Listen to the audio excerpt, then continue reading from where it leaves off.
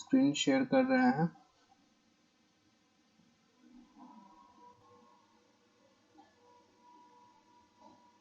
क्या स्क्रीन सबको दिख रहा है? Yes sir.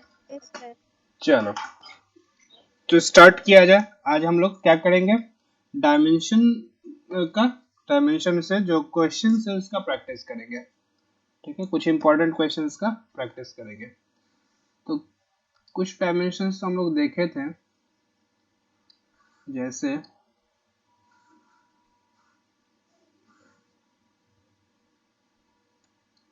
एरिया। एरिया का डायमेंशन क्या होगा?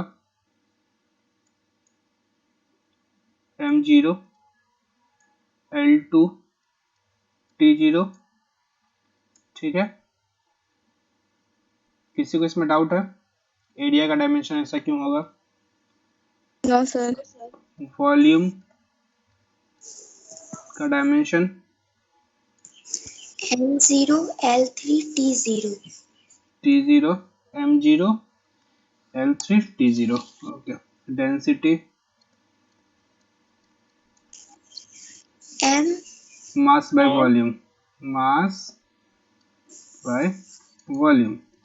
तो वॉल्यूम का ऑलरेडी यहाँ पे है, देखो यहाँ से डायरेक्ट तुम यूज कर सकते हो। ये जो वॉल्यूम है यहाँ से हम डायरेक्ट यूज कर सकते हैं। तो मास वॉल्यूम का ऑलरेडी हमको पता है, m0 l3 t0। ठीक है, तो ये रहा मास और ये रहा वॉल्यूम, लेकिन वॉल्यूम डिनोमिनेटर में है तो just put -1। So this will be equal to m l -3 t0। ओके, चलो स्पेसिफिक ग्रेविटी किसी को याद है? Density of body by density of water. Density of body divided by density of Density water water. at 4 degree Celsius. So basically it is dimensionless. Dimension of body will be m l minus 3 divided by dimension of density of water is also m l minus 3. So ultimately this will be cancelled out, M0 m0 l0 t0. What is the unit of area? It is meter square. What is unit of volume? meter cube. Meter cube. Density kg meter kg per meter cube. This is unitless. चलो आगे बढ़ो। Next linear momentum. Linear momentum का नाम सुनी हो तुम लोग? क्या होता है? मैकेनिक्स में सुनोगी। लीनियर मोमेंटम होता है mass into volume velocity. Mass into velocity, mass into velocity. तो वेलोसिटी का डायमेंशन पता है क्या? मास का m और वेलोसिटी का l t -1 m l t -1। चलो उसके बाद एक्सेलरेशन। ये सब डायमेंशन आपको याद होना चाहिए। Speed upon time, speed upon time, speed का lt -1 divided by t, so it becomes l t minus 2. t -2। इसी तरह का एक और टर्म आता है acceleration due to gravity. This is represented by symbol g। इसका यूनिट क्या होता है? Metre per second square. Acceleration due to gravity is also a type of acceleration. So this will also have dimension of L t minus 2। उसके बाद force.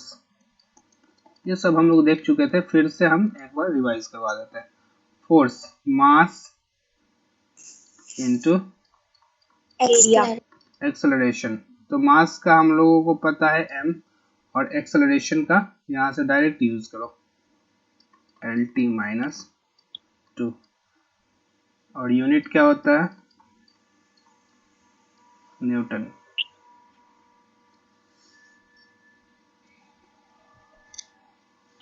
Work, उसके बाद आता है इम्पल्स। इम्पल्स का होता है फोर्स इनटू टाइम। निकाल सकते हो इसका, बताओ फटाफट। फोर्स का यूनिट के, फोर्स का डायमेंशन क्या होता है, mlt माइनस 2, और टाइम t क्या हो जाएगा, mlt माइनस 1। कोई प्रॉब्लम, ये सब कर रहे हैं तो कोई ज्यादा फास्ट तो नहीं जा रहे ना। Pressure, sir pressure force per unit area. चलो बताओ फोर्स का डायमेंशन क्या होगा, ऊपर में फोर्स का dimension ml minus 2, area L2 क्या हो जाएगा, ml माइनस 1 t माइनस 2। तो देखो एक तो तरीका है, यदि बिल्कुल आपको डायमेंशन के बारे में कोई आइडिया नहीं है, कि फोर्स का डायमेंशन भूल गए तुम एग्जाम में, यदि फोर्स का डायमेंशन तुम भूल गई कि क्या होगा, तो दूसरा तरीका हमको पता है। दूसरा तरीका क्या है कि इसको, फोर्स को क्या करेंगे, ब्रेक कर देंगे इसके फंडामेंटल क्वांटिटीज में।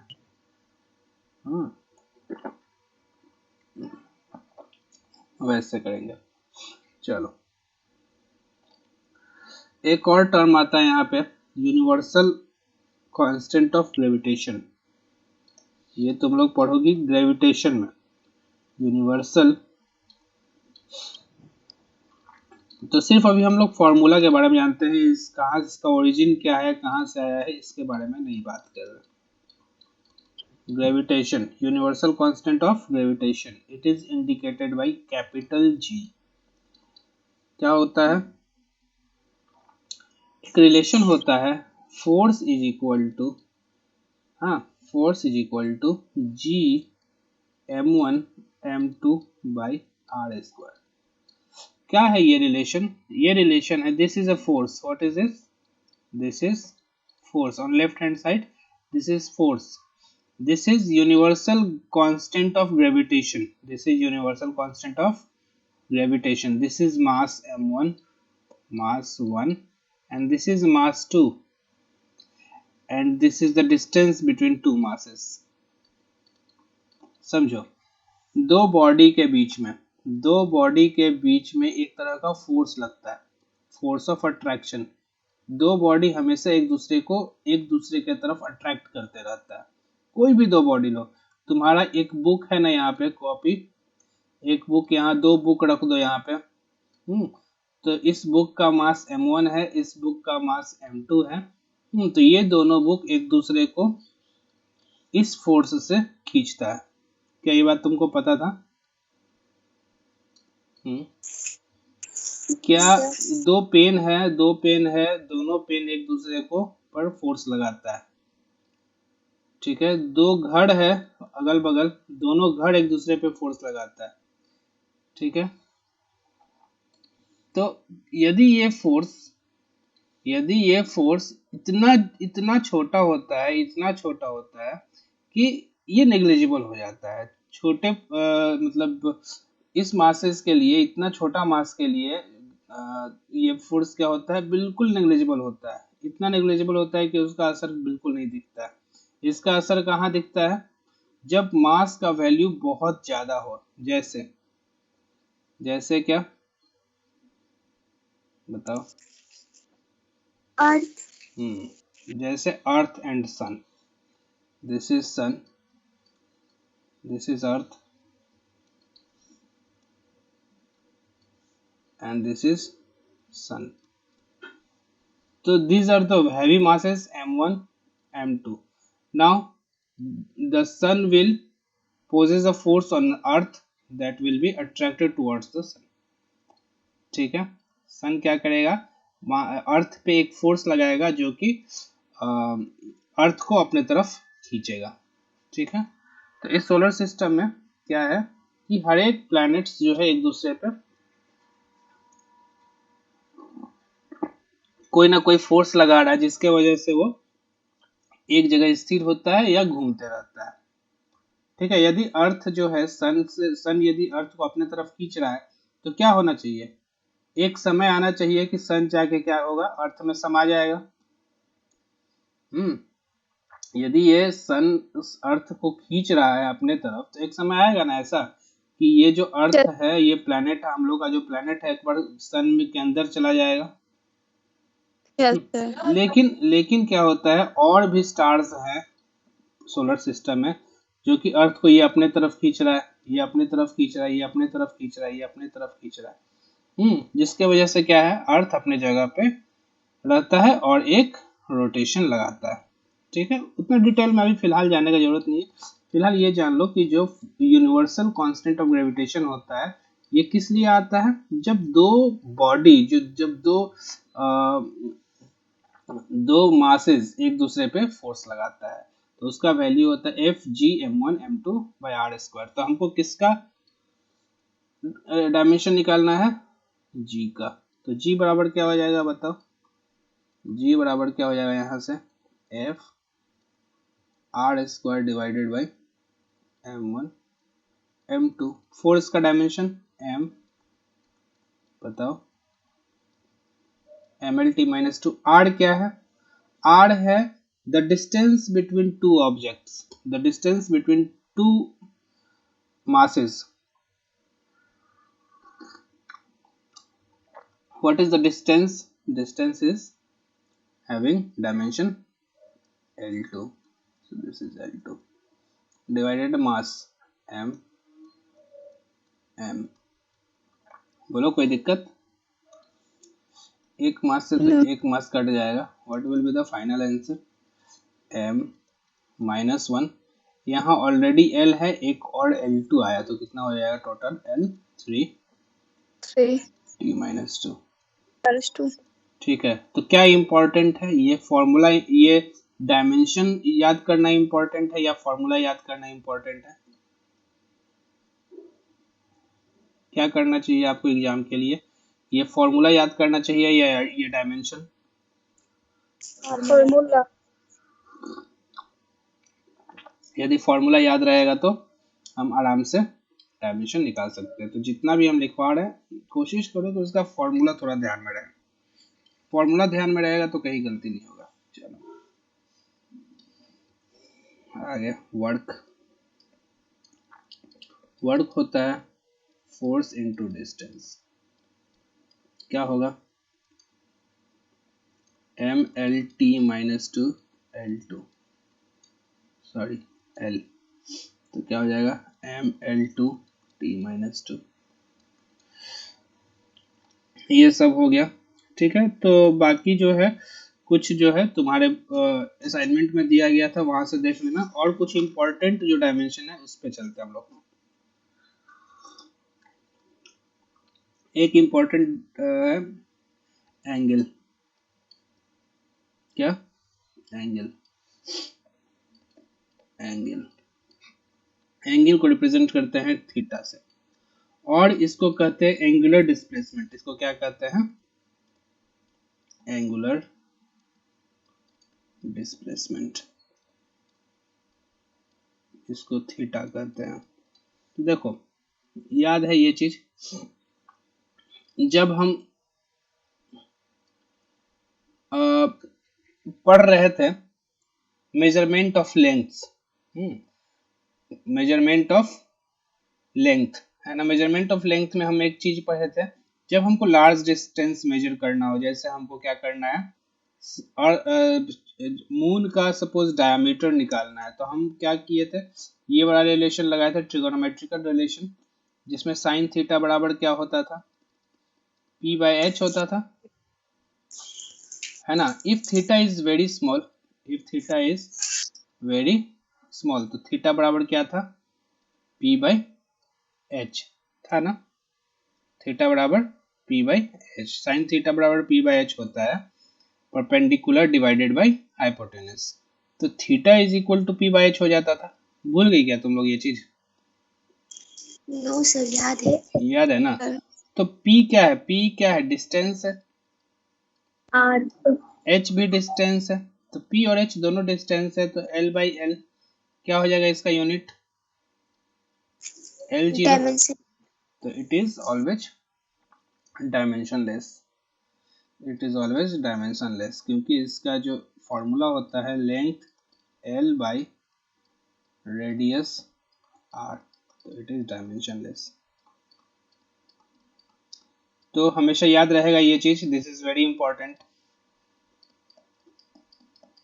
कि थीटा क्या होता है? डायमेंशनलेस होता है। थीटा क्या होता है? डायमेंशनलेस होता है, याद रहेगा। चलो याद रखना इसको। चलो next, next important is angular velocity. Angular velocity का नाम सुने हो तुम लोग? एंगुलर वेलोसिटी क्या होता है? एंगुलर वेलोसिटी होता है theta angle theta by time T बराबर, देखो जिस तरह से स्पीड होता है ना, स्पीड है ना, या वेलोसिटी बराबर क्या होता है?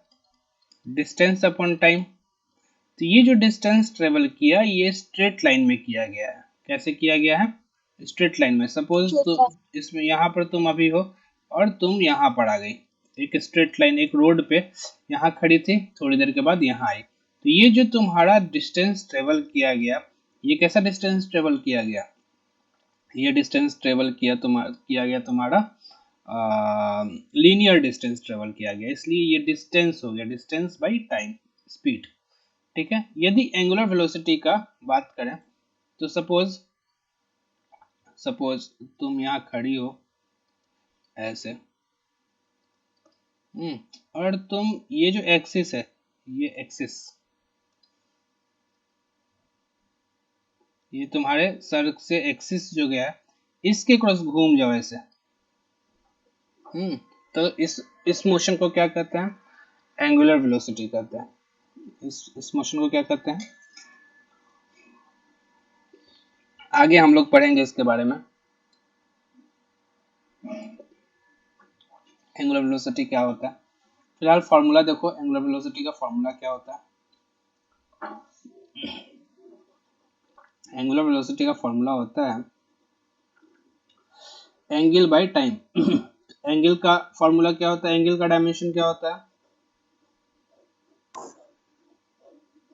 Arc by radius. डायमेंशन क्या होता है? m0 l0 t0 divided by time t, क्या हो जाएगा? t inverse. ठीक है। याद रखो वेलोसिटी का डायमेंशन होता है lt-1, बट एंगुलर वेलोसिटी का डायमेंशन होता है t-1। याद रहेगा ये चीज, याद रहेगा। Yes sir. डिस्प्लेसमेंट का डायमेंशन होता है l, बट एंगुलर डिस्प्लेसमेंट का डायमेंशन क्या होता है?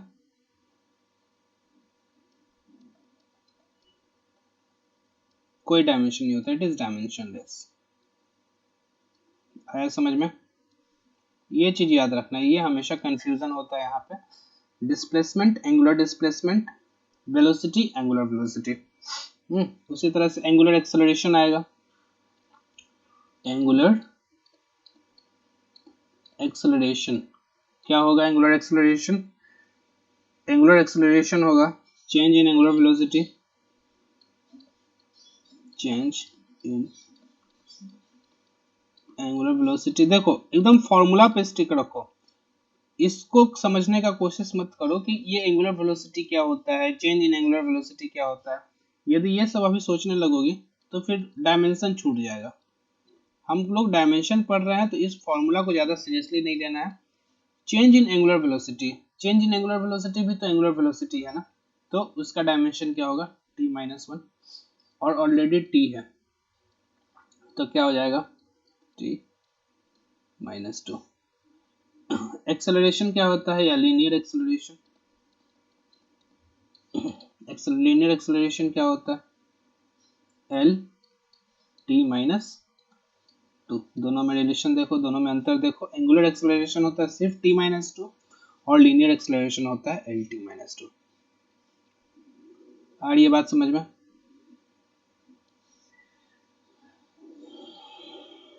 बोलो। Yes sir. और उसके बाद एंगुलर मोमेंटम, लीनियर मोमेंटम हम लोग देखे थे, एंगुलर मोमेंटम, एंगुलर मोमेंटम होता है आई ओमेगा। क्या होता है आई ओमेगा, आई ओमेगा। आई क्या है, आई है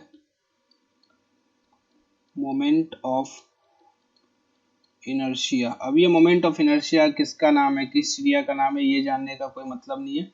फिलहाल ये जान लो कि मोमेंट ऑफ इनर्शिया है। कैपिटल आई किसको रिप्रेजेंट करता है, मोमेंट ऑफ इनर्शिया को, जिसका फॉर्मूला होता है एम आर स्क्वायर। इसका फॉर्मूला क्या होता है एम आर स्क्वायर।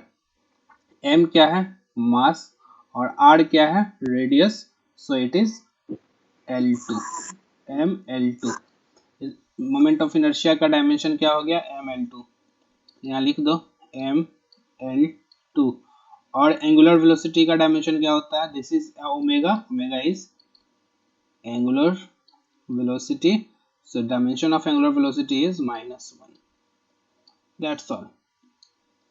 चलो नेक्स्ट इज वेवलेंथ। ये सब कुछ इंपॉर्टेंट है जो आपको आगे काम आएगा। वेवलेंथ, लेमडा, ये है length. Wavelength is a length of one wave, length of one wave, that is distance, so its dimension is distance L। angular frequency, angular frequency, angular frequency को रिप्रेजेंट करते हैं ओमेगा से। It is equal to 2 pi f। 2 pi is a constant, this is frequency. Frequency का बताओ क्या होता है t inverse.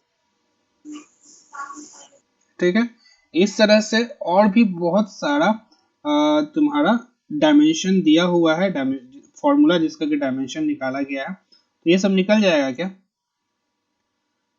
और ये होमवर्क में भी दिया गया था कि ये सब निकालना है। ठीक है, तो इस तरह से ही आगे बढ़ेंगे। हमें एक फ्लो पता चल गया कि कैसे आगे बढ़ेंगे। अब कुछ क्वेश्चन सॉल्व करते हैं। क्या करते हैं, कुछ क्वेश्चन सॉल्व करते हैं, क्योंकि एग्जाम में ना क्वेश्चन पूछा जाता है, डायमेंशन निकालने के लिए नहीं पूछा जाता है। हाँ, क्या पूछा जाता है क्वेश्चन। चलो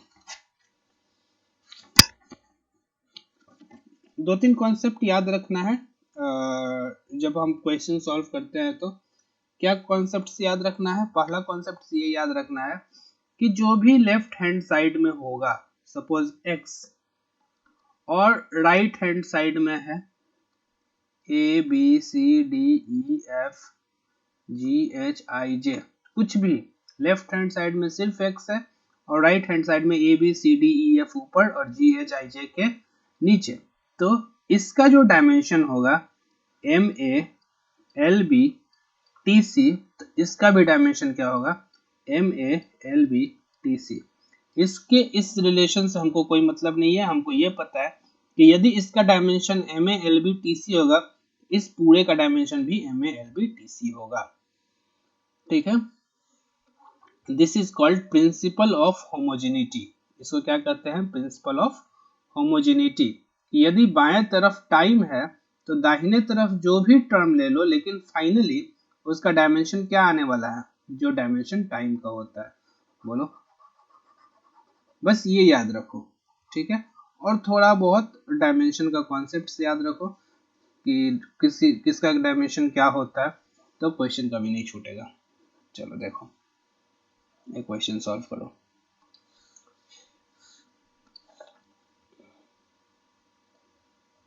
क्वेश्चन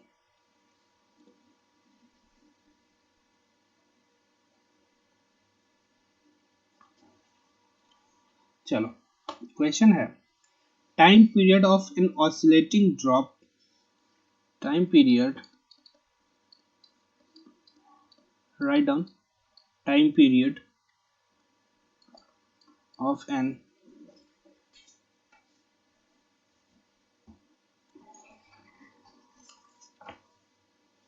oscillating drop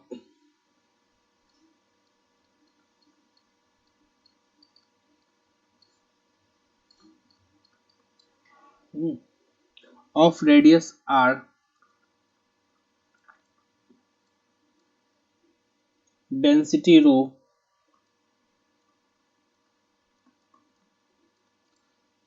ठीक है, and surface tension s,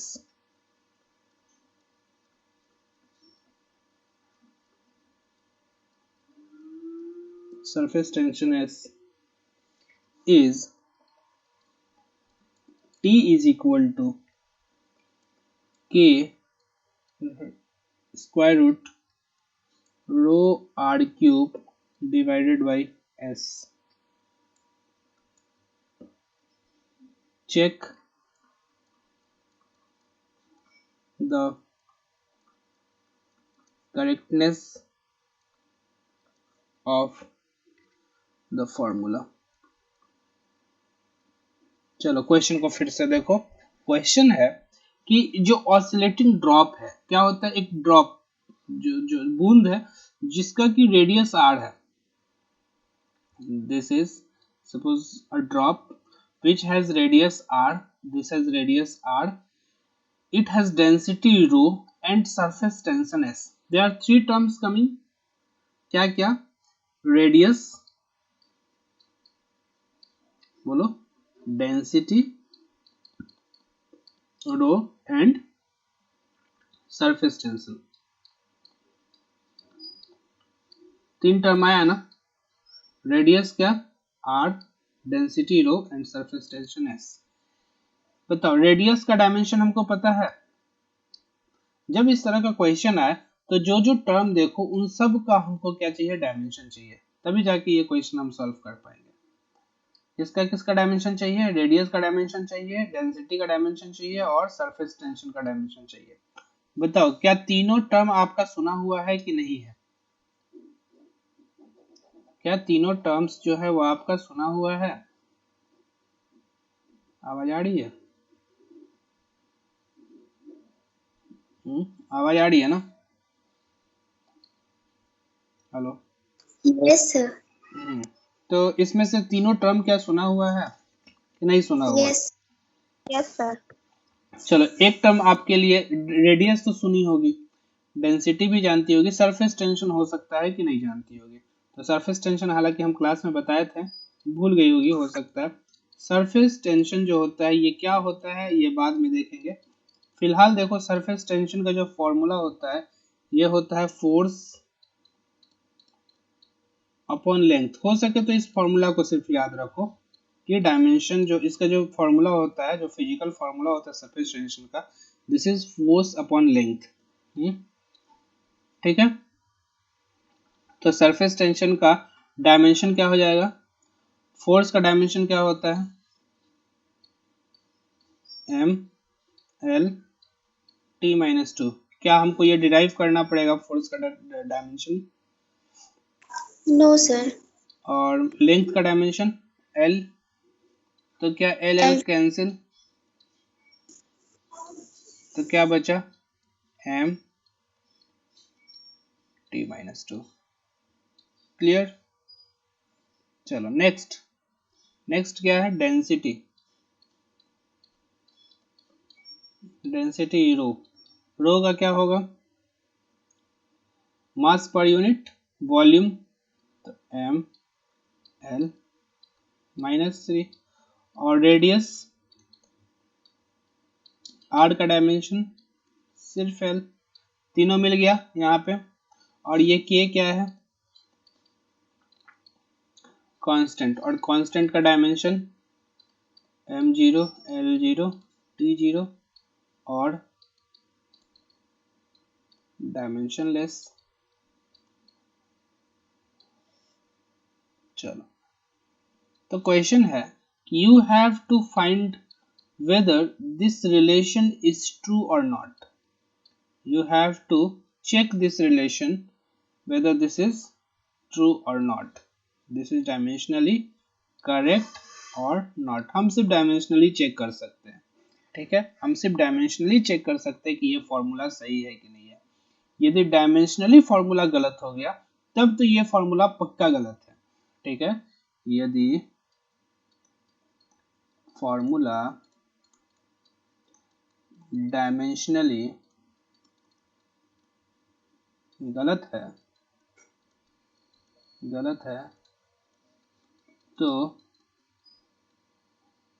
formula पक्का गलत है। लेकिन यदि जो फॉर्मूला दिया गया है, फॉर्मूला डायमेंशनली सही है तो दिया गया फॉर्मूला सही या गलत हो सकता है, ठीक है। यदि वो डायमेंशनली गलत है तब तो ये पक्का गलत है, ये फॉर्मूला गलत हो जाएगा। यदि ये डायमेंशनली सही है तो ये हो सकता है कि फिजिकली ये फॉर्मूला सही हो या गलत हो, हम उसके बारे में नहीं बता सकते हैं, ठीक है। चलो, तो कैसे चेक करते हैं, हम लोग ये चीज देखे थे कैसे चेक करते हैं। हम लोग लेफ्ट हैंड साइड में देखेंगे, लेफ्ट हैंड साइड में क्या है, पैरामीटर t, तो दिस इज, इसका डायमेंशन क्या होगा, t। इसको ऐसे भी लिख सकते हो m0 l0 t1, लिख सकते हो ना। Yes sir. इसको ऐसे लिख सकते हो, इसको इक्वेशन 1 ले लो। यदि लेफ्ट हैंड साइड में m0 l0 t1 आया तो राइट हैंड साइड में भी क्या आना चाहिए, बताओ। राइट साइड में भी क्या आना चाहिए, m0 l0 t1 आना चाहिए। चलो देखते हैं राइट हैंड साइड में फॉर्मूला बताओ, k rho r cube divided by s।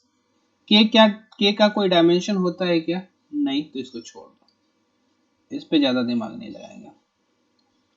चलो, रो का डायमेंशन बताओ, रो का डायमेंशन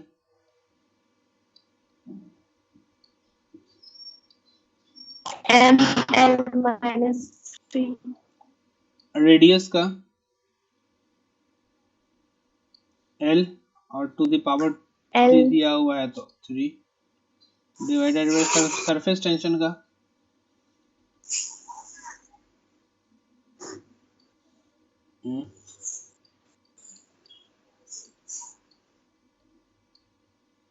चलो देखो, यहाँ से कुछ कटेगा तो काट दो, यदि कुछ कट रहा है तो काट दो।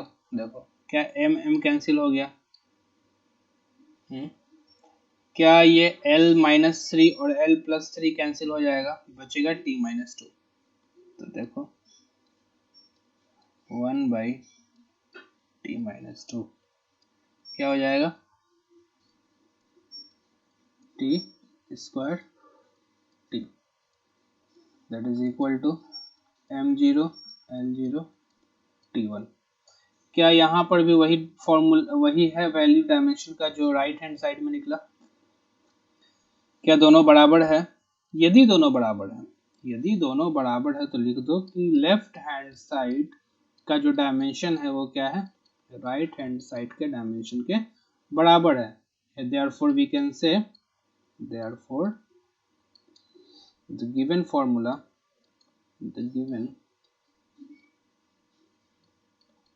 formula is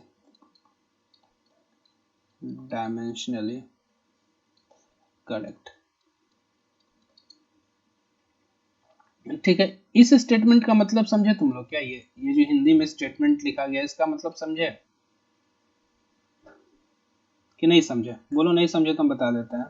यदि फॉर्मूला जो है, ये जो फॉर्मूला है, यदि डायमेंशनली गलत है, यदि ये LHS बराबर RHS नहीं आता, तो ये जो फॉर्मूला दिया हुआ है यही गलत हो जाता है। ये जो फिजिकल फॉर्मूला है ये सही नहीं होता। लेकिन यदि ये given formula, physical formula dimensionally सही है, तो दिया गया फॉर्मूला के बारे में हम नहीं बता सकते हैं कि ये सही है कि गलत है। बताओ, ये बात समझ में आया? ये स्टेटमेंट बोलो यस और no. Yes sir. Yes sir. Yes sir. देख लो, देखो टाइम का वैल्यू दिया हुआ है k rho r cube divided by s। अब ये k के जगह पे हम 10 लिख दो, तब भी ये फॉर्मूला वही आएगा। t बराबर 15 लिख दो, तब भी ये फॉर्मूला वही आएगा, क्योंकि ये 10 और 15 का तो कोई डायमेंशन होता नहीं है। यहाँ पे तुम थीटा लिख दो, तब भी वही आएगा, क्योंकि थीटा भी डायमेंशन लेस होता है, इसका कोई कंट्रीब्यूशन नहीं है। तो इसलिए हम कह सकते हैं कि जो फॉर्मूला हम निकालते हैं, यदि वो डायमेंशनली सही है, तो जरूरी नहीं है कि उसका फिजिकल फॉर्मूला जो दिया हुआ है वो सही ही हो, क्योंकि वो जो कांस्टेंट है वहां पे कुछ भी रख सकते हैं, या कोई भी ऐसा टर्म रख सकते हैं जो क्या है, डायमेंशन लेस है। चलो नेक्स्ट, ये क्वेश्चन समझ में आया?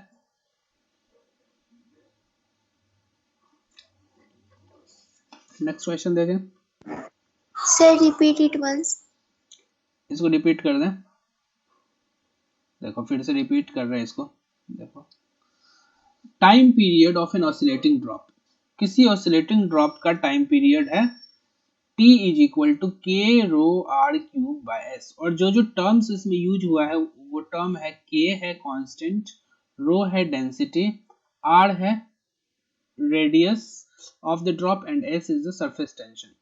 हम क्या किए कि ये जो जो टर्म्स दिया हुआ है उसका डायमेंशन निकाल लिया इंडिविजुअली। सरफेस टेंशन s का डायमेंशन निकला mt-2, डेंसिटी का डायमेंशन निकला ml-3, रेडियस का डायमेंशन निकला l। k क्या है? कांस्टेंट है, इट इज डायमेंशनलेस। तो t is equal to k rho r cube by s। Now हम इस फॉर्मूला में एक बार बाएं तरफ देखेंगे, एक बार दाहिने तरफ देखेंगे। तो बाएं तरफ क्या है? टाइम है। तो टाइम का जो डायमेंशन होता है, this is simply capital T। There is no mass, there is no length, there is no dimension of mass, there is no dimension of length, only the dimension of time.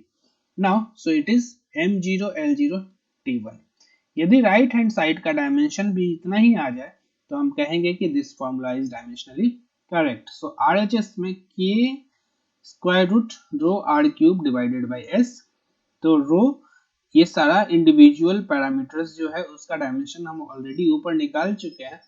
तो dimension of rho is ml-3, dimension of r cube is l3, dimension of s is mt-2।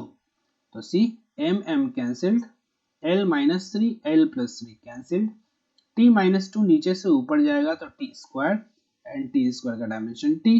So finally dimension on LHS side is t and on RHS side it is t. So we will see, we will say, हाँ बोलो। ये रो हम लोग किस चीज के लिए use किए हैं? वही तो हम बोले ना कि आपको इससे कोई मतलब नहीं होना चाहिए कि ये रो किसके लिए यूज हुआ है नहीं हुआ है, जस्ट फॉर्मूला देखो। क्या क्वेश्चन में ये फॉर्मूला दे दिया कि ये फॉर्मूला है t is equal to k rho r cube by s। फिलहाल ये जो रो है ये डेंसिटी ऑफ ड्रॉप है, एक ड्रॉप है ना, जिसका की डेंसिटी क्या है, एक लिक्विड का ड्रॉप है जिसका डेंसिटी रो दिया हुआ है। अब ये फॉर्मूला कहाँ से आया, कैसे आया, ये डायमेंशन में पढ़ने का जरूरत नहीं है। डायमेंशन में हमको किस बात से मतलब है, सिर्फ फॉर्मूला से। तो सर रो हम लोग डेंसिटी के लिए यूज करेंगे। लिखा गया है ना, लिखा गया यहाँ साफ साफ। This is given in question, time period of an oscillating drop of radius r, density rho and surface tension s.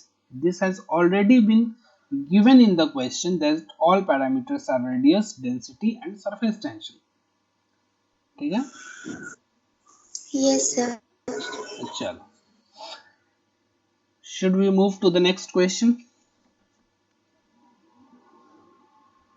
The next question is, this is the question. The question is find the dimension. चलो फटाफट काम में लग जाओ. Find the dimension. क्या तुम लोग copy में लिख रहे हो ये सब चीज कि सिर्फ देख रहे हो स्क्रीन पे? Yes, sir. देखो, find the dimension of A cross B divided by C in the relation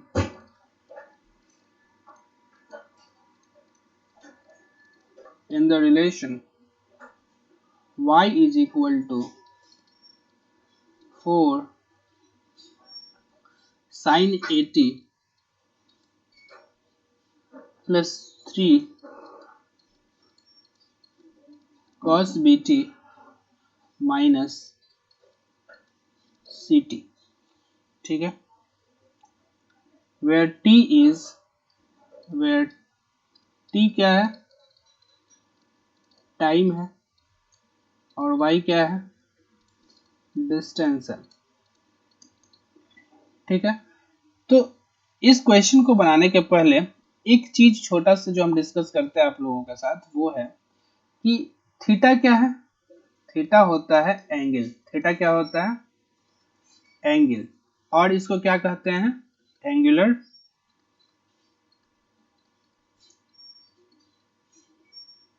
displacement. तो बताओ थीटा का डायमेंशन क्या होता है? कौन बताएगा थीटा का डायमेंशन? कोई नहीं. सर डायमेंशनलेस था. It is dimensionless. इतना टाइम लगेगा आप लोगों को जवाब देने में. डायमेंशनलेस. चलो, थीटा क्या है? डायमेंशनलेस है. और तो ये बताओ साइन के साथ हमेशा क्या होता है? थीटा होता है. साइन थीटा होता है. तो साइन थीटा क्या होगा? या कोई भी trigonometrical function, cos theta, tan theta, cot theta, sec theta, cosec theta, इसका वैल्यू क्या होता है? या तो p बाय एच होगा, b बाय एच होगा, या ऐसे ही जो भी टर्म्स होगा, ये लेंथ बाय लेंथ के टर्म में होता है. p क्या है? एक तरह का लेंथ है. h भी एक तरह का लेंथ है. तो हम कह सकते हैं जितना भी ट्रिगोनोमेट्रिकल फंक्शन है, sine theta, cos theta, tan theta, cot theta, sec theta, cosec theta, all have the formula length by length. All have the formula length by length, and this is L by L. This is dimensionless. तो sign theta, cos theta, ये सब भी क्या होता है? Dimensionless होता है. तो देखो, ये this entire function is dimensionless. क्या होगा? डायमेंशनलेस. This is dimensionless. ठीक है? तो ये जितना साइन थीटा, कॉस थीटा, ये सब क्या होगा? डायमेंशनलेस होगा. और क्या डायमेंशनलेस होता है? और होता है डायमेंशनलेस थीटा. क्या होता है? थीटा. तो देखो, इसको क्वेश्चन को सॉल्व करो. कैसे सॉल्व करता है? सबसे पहले फॉर्मूला लिखो. फॉर्मूला दिया हुआ है y is equal to 4 sine 80 plus 3 cos bt minus ct. तो ये 4 क्या है? डिस्टेंस को रिप्रेजेंट कर रहा है. ये y क्या है? y क्या है? डिस्टेंस को रिप्रेजेंट कर रहा है. If this is distance, so this all should be distance. This all should be distance, and this all should be distance.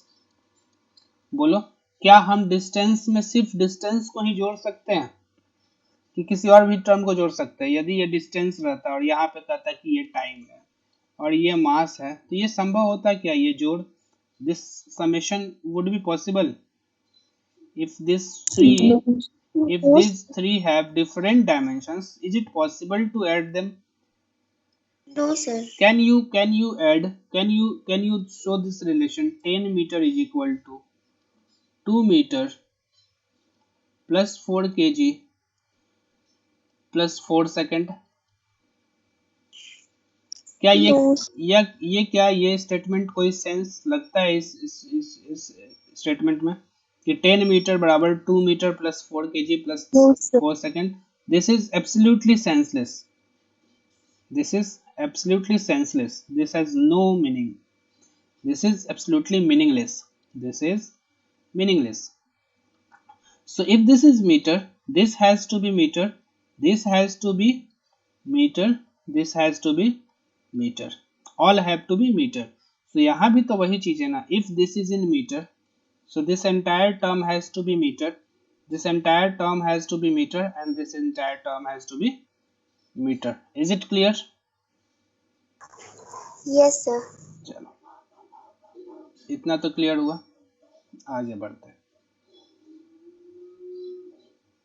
तो या तो सब मीटर में होगा तभी हम लोग आगे बढ़ेंगे, या तो सेकंड है बाएं तरफ तो सब सेकंड में होगा, क्योंकि हमको ये बात पता है कि दो डिफरेंट डायमेंशन को हम जोड़ या घटाव नहीं कर सकते हैं. चलो, if this is distance so this all has to be distance. देखो, लेकिन हम एक एक टर्म लेते हैं. 4 sin 80, पहला टर्म क्या है? 4 sin 80. 4 sin 80 में ये जो sin 80 है, ये जो sin 80 है, ये क्या होगा?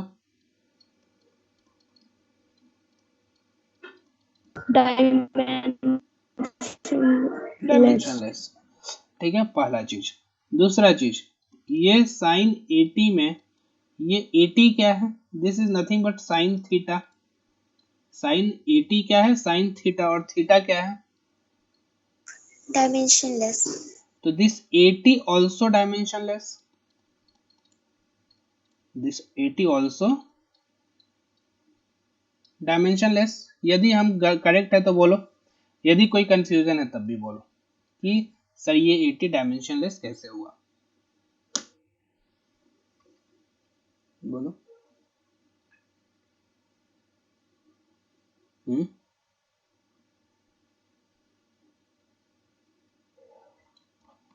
बोलो, क्या ये समझ में आया कि 80 डायमेंशनलेस होगा? यदि थीटा डायमेंशनलेस होता है sin 80, sin थीटा बराबर sin 80, तो ये थीटा ही तो 80 है ना. If theta is dimensionless that means 80 will be dimensionless. तो कभी भी आगे इस तरह का क्वेश्चन हमेशा पूछा जाता है सीबीएसई और बिहार बोर्ड के एग्जामिनेशन में कि बताओ इसका डायमेंशन क्या होगा, ए का डायमेंशन क्या होगा, बी का डायमेंशन क्या होगा, सी का डायमेंशन क्या होगा. तो सबसे पहले तो ये जान लो कि साइन थीटा जो होता है ये साइन 80 के बराबर है. तो यदि ये थीटा डायमेंशनलेस है then this entire term 80 has to be dimensionless. So 80 is a dimensionless quantity. Okay, चलो 80 का डायमेंशन क्या होगा? 80 का डायमेंशन क्या होगा? डायमेंशनलेस है तो क्या होगा? m0 l0 t0 होगा क्या? 80 का डायमेंशन. a का डायमेंशन a मान लो हमको नहीं पता है a का डायमेंशन क्या होगा. t का डायमेंशन क्या होता है? t. तो this should be m0 l0 t0. ठीक है, तो ये बताओ a का डायमेंशन क्या होगा ताकि ये पूरा टर्म डायमेंशनलेस हो जाए. बताओ, what should be the dimension of a so that this entire term should be dimensionless? M0 L0 T minus 1. Very good. किसका जवाब है ये? प्रिया. प्रिया. वेरी गुड प्रिया. m0 l0 t minus 1. बहुत अच्छा. So can we say the dimension of a is equal to t minus 1? Is it okay? क्योंकि ये m0 l0 लिखना ये आप पर डिपेंड करता है. आप लिखिएगा तब भी करेक्ट और नहीं लिखिएगा तब भी correct. To save our time, we can directly write dimension of A is equal to dimension of T inverse. देख ठीक है. चलो, A का डायमेंशन निकल गया. Moving to next 3 cos BT. Moving next parameter 3 cos BT. 3 cos BT में 3 के बारे में 3 तो कांस्टेंट है तो हम ये नहीं कहेंगे ये डायमेंशनलेस है. ठीक है, we cannot say this is dimensionless, क्योंकि ये नंबर डायमेंशनलेस हो सकता है, लेकिन इसके साथ यदि 3 मीटर रहे तो क्या ये डायमेंशनलेस है? कभी नहीं, दिस इज लेंथ। तो don't be confuse that if this is 3, this is not constant but there is a meter here. So if this is 3 meters, so this is not dimensionless, right? So this has the dimension of length. But we are very sure, we are damn sure about this cos bt. Are we sure about cos bt? This will be dimensionless. This will be dimensional. We are damn sure about cos bt that this will be dimensionless. And we are also sure about this bt. We are also sure about this bt, that this bt is also dimensionless. If this is bt is dimensionless, see, this bt is dimensionless, that means it has dimension m0 l0 t0. Now tell me, b का dimension b, t का dimension capital T बराबर m0 l0 t0. Can anybody tell me what is the dimension of b?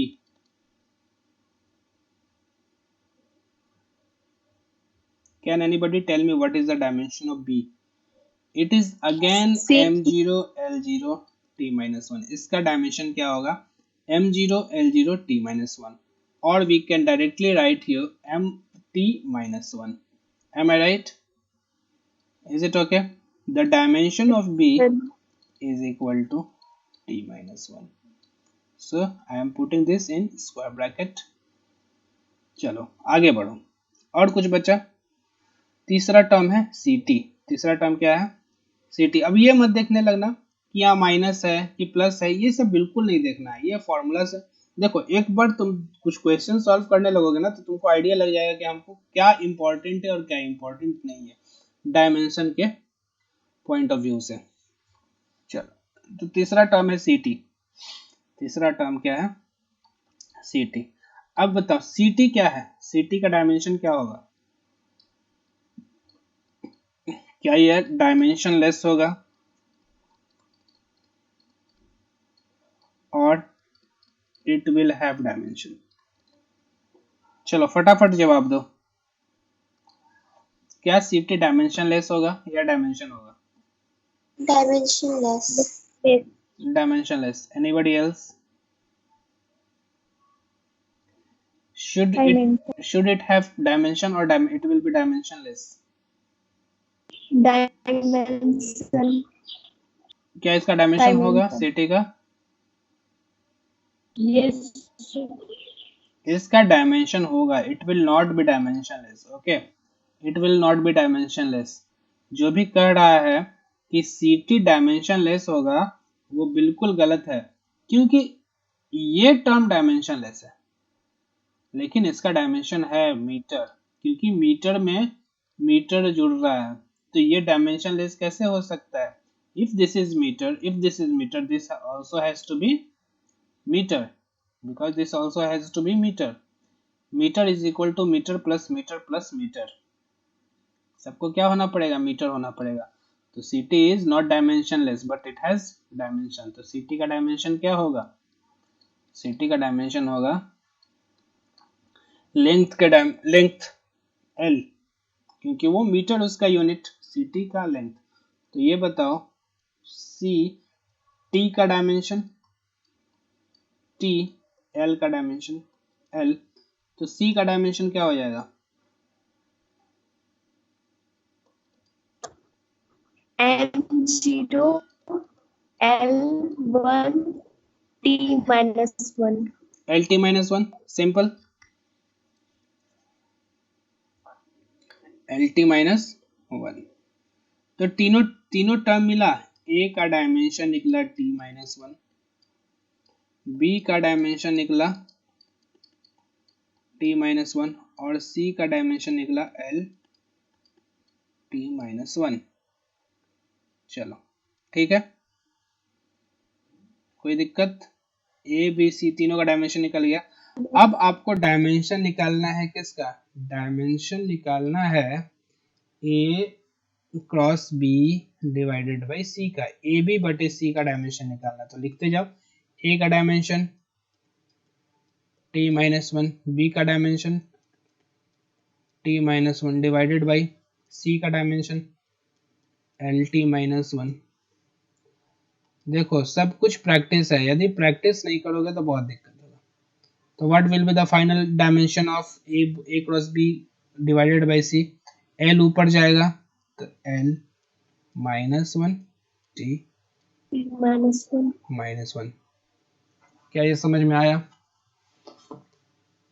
Yes, sir. ठीक है, इसी बात पे एक और क्वेश्चन बनाओ इसी तरह का। This will be the last question of today's class.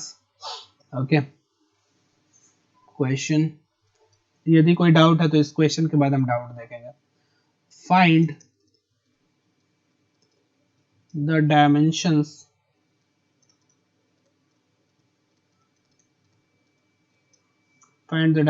of C divided by A cross B in the relation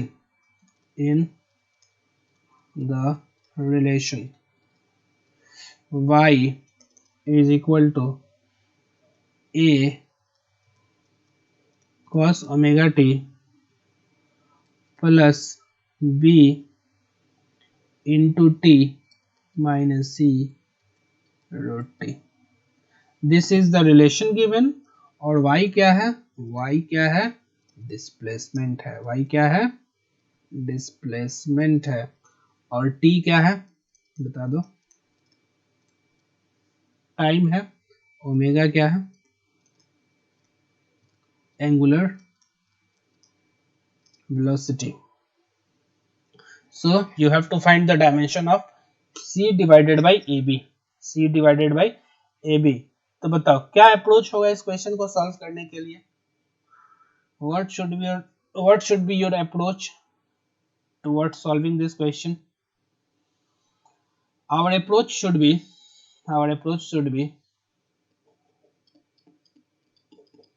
to find the dimensions of A, B and C. Simple. A, B and C. See, y is equal to this relation is given. Again, y का unit क्या है? Displacement, मतलब metre. Time का second.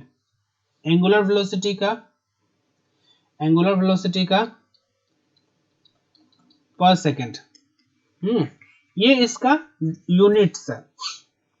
तो देखो y क्या है, ये यदि मीटर में है तो ये पूरा टर्म जो है जो जुड़ रहा है ये भी क्या होना चाहिए? मीटर में होना चाहिए। ये पूरा टर्म क्या होना चाहिए? मीटर में होना चाहिए। और ये पूरा टर्म क्या होना चाहिए? मीटर में होना चाहिए। बताओ सही बात है कि नहीं? बताओ समझ में आया ये चीज? Yes, sir. चलो वेरी गुड। तो यदि ये मीटर में, ये मीटर में, ये मीटर में, तो हमको ये बताओ, हम एक एक टर्म लेके चलते हैं। ए, पहले तो हम पूरा टर्म लिख लेते हैं। पहले पूरा टर्म आराम से लिख लो। A cos omega t plus B t minus C root t. बताओ यदि ये मीटर है, यदि y मीटर है, तो ये ए कॉस ओमेगा टी का डायमेंशन क्या होना चाहिए? लेंथ का डायमेंशन होना चाहिए। बी टी का डायमेंशन क्या होना चाहिए? लेंथ का डायमेंशन होना चाहिए। और सी रूट टी का भी डायमेंशन क्या होना चाहिए? लेंथ का डायमेंशन होना चाहिए। ये पक्का है, ये पहले तुम ये बात इस स्टेटमेंट से, इस एक्सप्रेशन से लिख सकते हो। ठीक है, कि तीनों का डायमेंशन लेंथ का डायमेंशन होगा। कोई दिक्कत है? बोलो। सर कॉस है तो डायमेंशन लेस होगा ना? हम कॉस ओमेगा टी अलग से लिखे हैं क्या? हम सबके साथ लिखे हैं ना? Yes sir. हम सबके साथ लिखे हैं ना। यदि कॉस अलग से लिखते तब ना, यदि हम ऐसा करते कॉस ओमेगा टी का डायमेंशन लेंथ का डायमेंशन के बराबर होता, ठीक है, तब तुम कहते कि सर गलत है, आप एकदम रिजिड होके कि सर ये स्टेटमेंट गलत है। लेकिन यदि हम इसमें पीछे ए भी तो मल्टीप्लाई कर रहे हैं, है ना? ठीक है, तो देखो ये पक्का है कि इसका कोई डायमेंशन नहीं होगा, ये cos ओमेगा टी का कोई डायमेंशन नहीं होगा। तो देखो,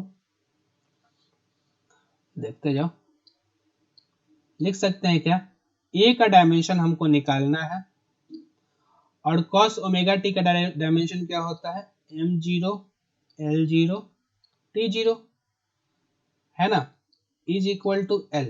कोई हमको बताएगा क्या कि डायमेंशन ऑफ a क्या होगा,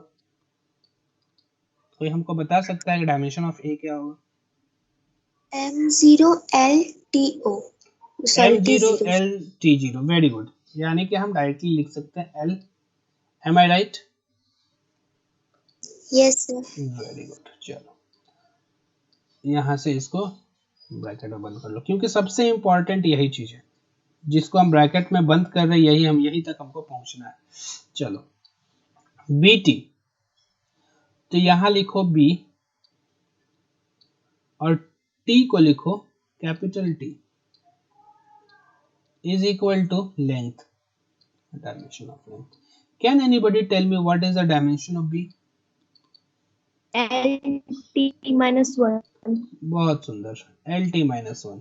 चलो इसको भी ब्रैकेट में बंद कर लो, A निकल गया, B निकल गया।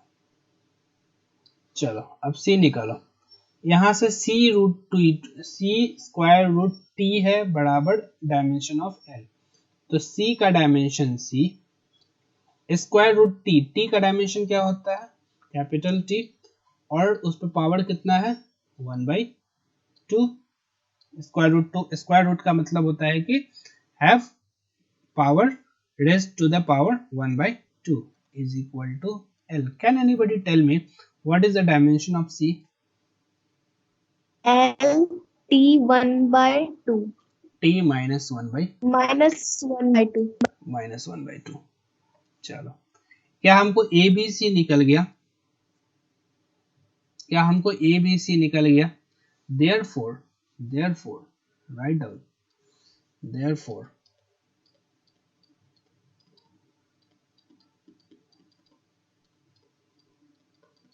डायमेंशन ऑफ, क्या फॉर्मूला था, C divided by A cross B, dimension of C divided by A cross B। C का डायमेंशन लिख दो ऊपर, L T minus 1/2 divided by A का डायमेंशन L और B का डायमेंशन L T minus 1। बताओ किसी को कोई परेशानी इतना में? सर जो कैंसिल हो रहा है उसको कैंसिल करो, क्या एक लेंथ कैंसिल हो जाएगा? So what will be the final formula? What will be the final dimensional formula? L denominator में है तो ऊपर जाएगा तो L-1, और T डिनोमिनेटर में -1 में है तो ऊपर जाएगा तो +1, तो T जाएगा ऊपर +1 और पहले से -1/2 है तो -1/2, तो क्या हो जाएगा, L-1 T 1/2। This is the dimension of C divided by A cross B. This is your final answer. ठीक है, बताओ। तो आपका काम है प्रैक्टिस करना, जितना ज्यादा प्रैक्टिस करोगे उतना ज्यादा फायदा होगा, प्रैक्टिस नहीं करोगे तो बहुत दिक्कत है, तो फिर क्वेश्चंस नहीं बनेगा।